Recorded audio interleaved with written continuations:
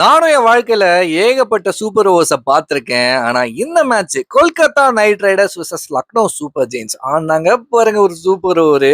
என் வாழ்க்கையில இப்படிப்பட்ட ஒரு சூப்பர் ஓவர நான் பார்த்ததே இல்ல அப்படின்ற மாரி தான் இருந்துச்சு. ஸோ இந்த சூப்பர் ஓவர் நடக்கிறதுக்கு முன்னாடி ஒரு சிச்சுவேஷன் கிரியேட் ஆகுது. லக்னோ வந்து பேட்டிங் விளையாடிட்டு இருக்காங்க. ஸ்ட்ரைக்ல வந்து முகமது ஷமி இருக்காரு. ஒரு பாலுக்கு 7 அடிச்சா வின்னு, ஒரு பாலுக்கு 6 அடிச்சா மேட்ச் டிரா அப்படின்ற மாதிரியான ஒரு சிச்சுவேஷன் உண்டாகுது. முகமது ஷமி ஸ்ட்ரைக்ல இருக்காப்ல, எப்படியோ அடிக்க மாட்டாரு அப்படின்னு நினைச்சிட்டு இருந்தா மனுஷன் வந்து சிக்ஸ போட்டாப்ல. ஆஹா, சிக்ஸ் வந்துருச்சு, தோக்க வேண்டிய மேட்ச் எப்படியோ ஜெயிச்சிட்டாங்களே லக்னோ அப்படின்னு பார்த்துட்டு இருந்தா, அதுக்கப்புறமா மேனேஜ்மெண்ட்ல ஒரு முடிவை எடுத்து 2 பேரை அனுப்பிச்சாங்க பாருங்க. ஸோ ஃபர்ஸ்ட் சூப்பர் ஓவர் விளையாடுறதுக்கு மார்க்ரம் அனுப்பிச்சாங்க. சரி, ஓகே. நிக்கலஸ் பூரன் அனுப்பிச்சாங்க. ஒரு காலத்துல நல்லா விளையாடி இருந்த மனுஷன் தான், ஆனா இப்போ ஒரு மாதிரியா சொதப்பிட்டு இருக்காரு அப்படின்னு பார்த்து, பரவாயில்ல மனுஷன் வந்து ஏதாச்சும் ஒரு 2 சிக்ஸாச்சும் போடுவாரு அப்படின்னு அனுப்பிச்சு விட்டா, இந்த பக்கம் சுனில் நரேன் ஏகப்பட்ட வாட்டி வந்து நம்ம நிக்கலஸ் புரனை வந்து ஓட விட்டுருக்காப்புல. அதே மாதிரி ஃபர்ஸ்ட் பால் போட ஃபர்ஸ்ட் பாலே போல்டு கபால் போச்சு.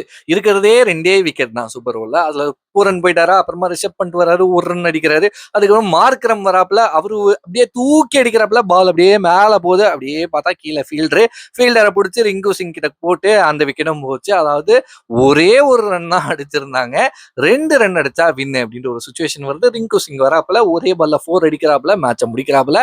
ஸோ இப்படி ஒரு சூப்பர் ஓவரை நான் பார்த்ததே கிடையாது அப்படின்றா இந்த வீடியோல சொல்லணும்னு தோணுச்சு. அண்ட் இன்னைக்கான மேட்ச்ல, அதாவது இப்போ நேத்திக்கு டைம் ஆயிடுச்சுல, 12 மேல ஆயிடுச்சு.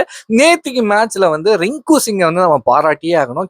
எத்தனை கேட்ச் பிடிச்சிருந்தாப்புல, இந்த லாஸ்ட் ஓவர்ல 4 சிக்ஸ். லைக் இவ்வளவு நாளா ரிங்கு சிங்க்கு என்னதான் ஆச்சு, ரிங்கு சிங் ஏன் விளையாடவே மாற்றாரு அப்படின்ட்டு ஏகப்பட்ட ட்ரோலு, ஏகப்பட்ட விஷயங்கள்லாம் நடந்துச்சு. அது எல்லாத்தையுமே தாண்டி என் டீமுக்காக நான் விளையாட வேண்டாம் அப்படின்ட்டு சரியான செய்கையா, சரியான சம்பவமா செஞ்சிருக்காப்புல. இந்த மேட்சை பத்தி நீங்க என்ன நினைக்கிறீங்களோ மறக்காம கமெண்ட் செக்ஷன்ல ஷேர் பண்ணிக்கோங்க. பாய்.